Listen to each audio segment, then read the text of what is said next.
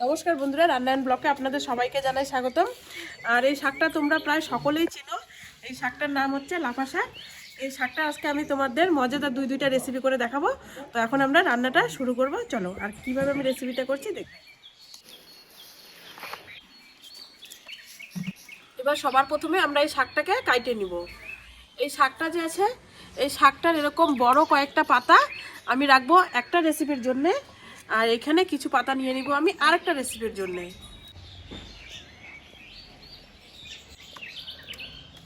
এখানে যে ডাঁটাটা আছে, এই কচি ডাঁটাটাও দিয়ে দিব।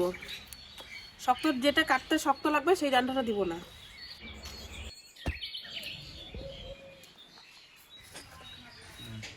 তোমরা দেখতেই পাচ্ছ আমার শাক কাটা হয়ে গেছে।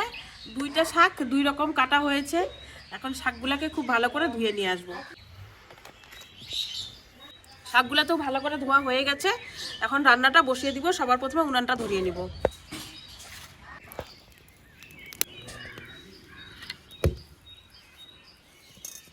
কড়াইটা তো খুব ভালো করে গরম হয়ে গেছে। এখানে নিয়ে নিয়েছি আমি কাঁচা লঙ্কা। এই কাঁচা লঙ্কাটা দিয়ে দিলাম। তারপরে এখানে রসুন থেতো করে নিয়েছি, রসুনটা দিয়ে দিলাম। এই রান্নার জন্য আমাদের কোনো কিছু তেল লাগবে না, তেল ছাড়াই রান্নাটা হবে।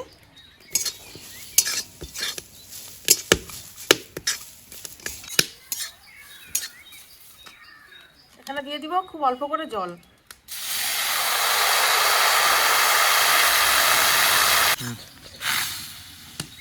এখানে নিয়ে নিয়েছি খাওয়ার সোডা। খাওয়ার সোডাটা দিয়ে দিলাম। খাওয়ার সোডা আমি 1 চামচের মতো দিয়ে দিয়েছি। আর এখানে যে শাকটা ধুয়ে নিয়ে আসছি, এই শাকটা দিয়ে দিব।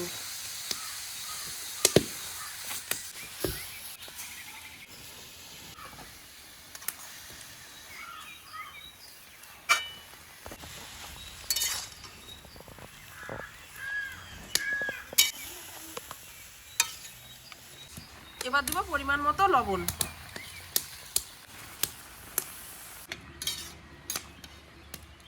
সবকিছু তো দিয়ে দিয়েছি। এখন কিছুক্ষণ সময়ের জন্য ঢাইকে দিব।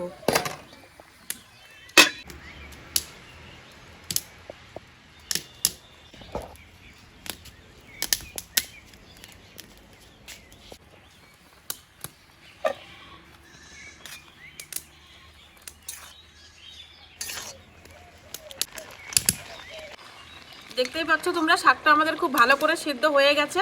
এখন জল দিয়ে দিব।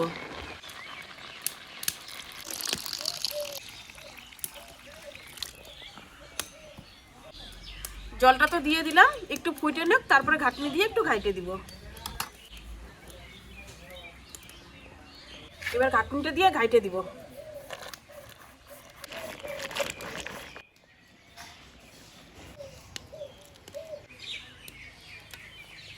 এই রেসিপিটার নাম হচ্ছে লাফা শাকের ছ্যাঁকা বানাইলাম আজকে। তোমরা দেখতেই পাচ্ছ কত সুন্দর হয়েছে, একদম সবুজ। আমাদের ছ্যাঁকাটা তো হয়ে গেছে, নামিয়ে নিলাম।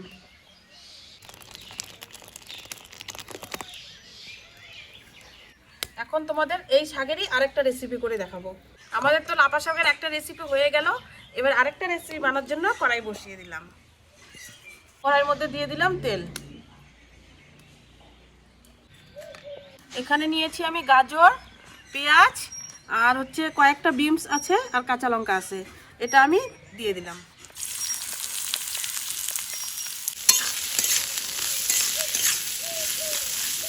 আর এখানে নিয়েছি সিদ্ধ করে ভোলা মাছের যে শুটকি মাছ আছে, ভোলা মাছের শুটকিটাকে সিদ্ধ করে কাঁটাটা ছাড়িয়ে নিয়েছি। এই শুটকি মাছটাও দিয়ে দিলাম।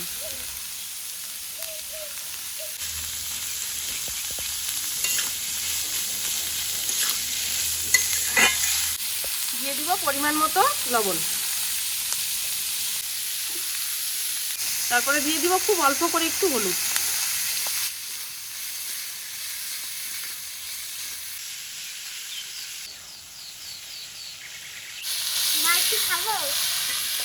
খাবি খা।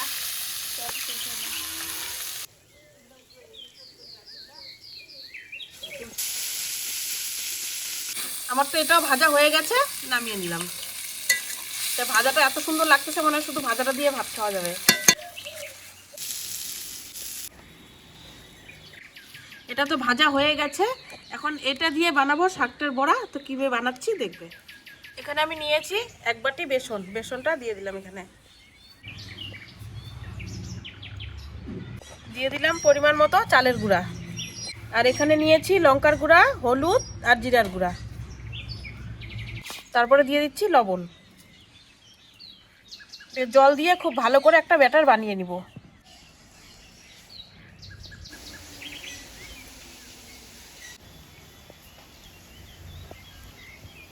কড়াইটার মধ্যে দিয়ে দিলাম তেল। কড়াইয়ের মধ্যে তো তেল দিয়ে দিয়েছি, এদিকে তেলটা গরম হতে হতে এখানে যে লাফা শাকের পাতাগুলো আছে ওই পাতাটার মধ্যে পুর ভরিয়ে নেব। পুর বলতে এই যেটাকে ভাজলাম মশলাটাকে, এই মশলাটা এখন দিয়ে দিব। তোমরা চাইলে লাফা শাকের পাতা একটাও নিতে পারো, 2টাও নিতে পারো। তো আমি 2টা নিয়ে নিলাম, বড়াগুলো একটু বড় হবে আর তাড়াতাড়ি হবে।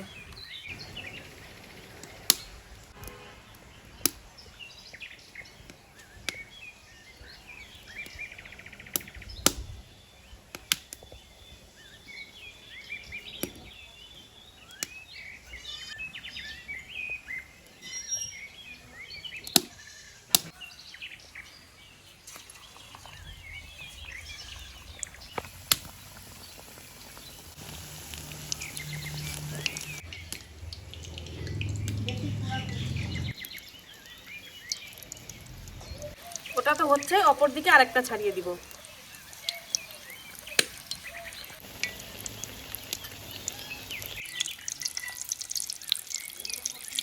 তোমরা দেখতেই পাচ্ছ বড়াটা কত সুন্দর হয়েছে। এরকম করে পরপর সব বড়াগুলো আমি ভাজিয়ে নিব।